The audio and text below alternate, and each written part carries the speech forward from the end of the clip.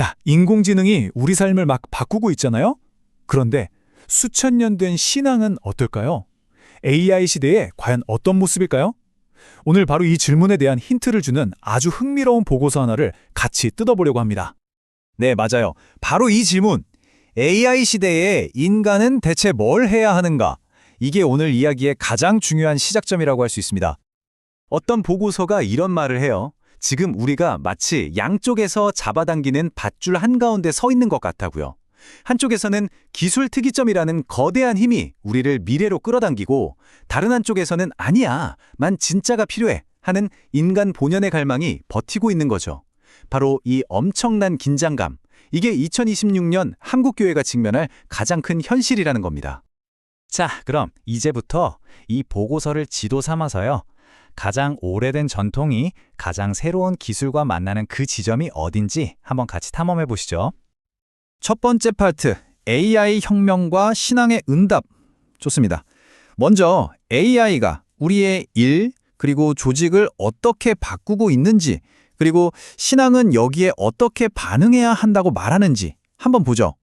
보통 생각하면 AI가 발전하면 우리 일자리는 다 없어지는 거 아니야? 이렇게 걱정하잖아요. 그런데 이 보고서는요, 완전 정반대 이야기를 합니다. AI가 똑똑해질수록 오히려 인간만이 할 수 있는 역할이 훨씬 더 중요해진다는 거예요. 이걸 휴먼 인 더 루프라고 부릅니다. 자, 그럼 인간만이 할 수 있는 게 대체 뭐냐? 이 보고서가 딱 세 가지를 꼽아요. 첫 번째는 퀘스트 기버, AI한테 야, 이거 해봐 하고 제대로 된 질문을 던지는 사람이죠. 두 번째는 큐레이터, AI가 내놓은 수많은 결과물 중에서 진짜 보석을 가려내는 역할. 그리고 마지막 세 번째, 바로 스토리텔러입니다. 이 모든 걸 엮어서 사람들의 마음을 움직이는 의미 있는 이야기로 만드는 거죠. 이 문장 정말 핵심을 찌르지 않나요? AI는 어떻게 할지에 대한 방법은 기가 막히게 찾아내요. 그런데 우리가 이걸 도대체 왜 해야 하지? 라는 질문에는 답을 못한다는 겁니다.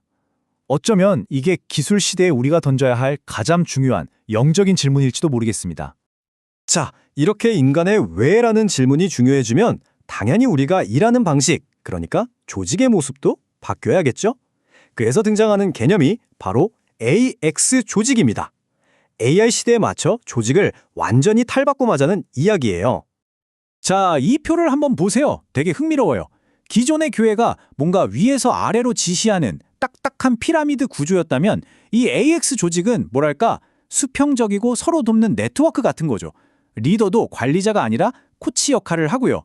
근데 더 재미있는 건 보고서가 뭐라고 하냐면요. 이 새로운 모델이 사실은 아주 오래전 초대 교회의 모습과 훨씬 더 가깝다는 거예요. 정말 아이러니하죠? 자, 그럼 두 번째 파트로 넘어가 볼까요? 이번에는 일터를 넘어서서 우리의 삶과 공동체는 어떻게 바뀌고 있는지 한번 들여다보겠습니다. 요즘 사람들, 특히 젊은 세대의 삶을 보면요. 마치 넷플릭스 드라마 정주행하듯 긴 호흡으로 가는 게 아니라 유튜브 쇼츠나 틱톡 영상처럼 짧고 자잘한 경험들로 채워지는 것 같아요. 보고서는 이걸 픽셀 라이프라고 표현해요. 하나의 큰 그림보다는 수많은 점, 즉 픽셀로 이루어진 삶이라는 거죠. 길고 진지한 관계보다는 짧고 가벼운 경험을 훨씬 더 선호하는 시대가 된 겁니다. 그럼 이런 픽셀 라이프 시대에 교회는 어떻게 해야 할까요? 보고서의 제안은 마이크로 사역입니다. 말 그대로 아주 작게 쪼개는 거예요.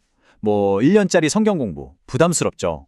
대신 4주짜리 주제 스터디, 하루짜리 봉사활동, 아니면 딱 1시간짜리 팝업 찬양 집회. 이렇게 짧고 부담 없고 임팩트 있는 경험들을 제공하자는 겁니다. 마치 맛보기 메뉴처럼요. 그런데 이런 삶의 변화는요, 그냥 나타난 게 아니에요. 한국 사회의 아주 거대한 인구 구조 변화와 직접적으로 연결돼 있습니다. 바로 1인 가구예요. 지금 이 숫자를 보세요. 34.5%. 이게 무슨 뜻이냐면 길 가다 아무 집 3군데를 찍으면 그중 한 집은 혼자 산다는 얘기입니다. 어마어마한 숫자죠. 그리고 이게 바로 다음 트렌드를 이해하는 열쇠가 됩니다. 그래서 나온 개념이 바로 1.5 가구입니다. 재밌죠? 혼자 사는 1의 자유는 절대 포기 못하겠는데 그렇다고 완전히 혼자인 건 외롭고 힘드니까 가끔은 느슨하게 연결된 0.5의 관계가 필요한 거예요. 그래서 이 둘을 합쳐 1.5라고 부르는 거죠. 필요할 땐 함께하고 평소엔 각자의 삶을 존중하는 그런 새로운 관계 맺기 방식입니다. 자, 이제 마지막 세 번째 파트입니다. 변화하는 가치, 그리고 변하지 않는 본질. 이렇게 모든 게 정신없이 바뀌는 세상에서 과연 우리 마음속 가치관은 어떻게 움직이고 있을까요? 그리고 그 속에서 변치 않는 본질은 어떻게 찾아야 할까요? 한번 깊이 들어가 보죠. 여러분, 혹시 기분 소비라는 말 들어보셨어요?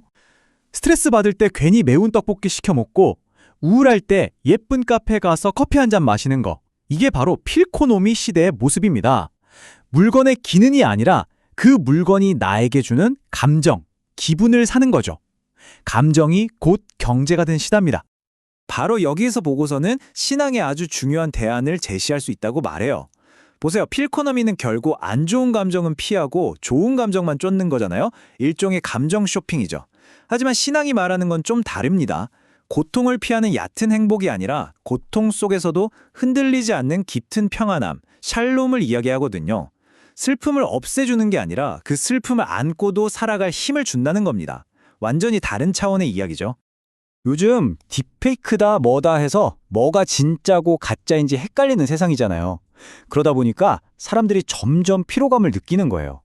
그리고 아주 역설적으로 진짜, 원본, 오리지널에 대한 갈망이 폭발적으로 커지고 있습니다.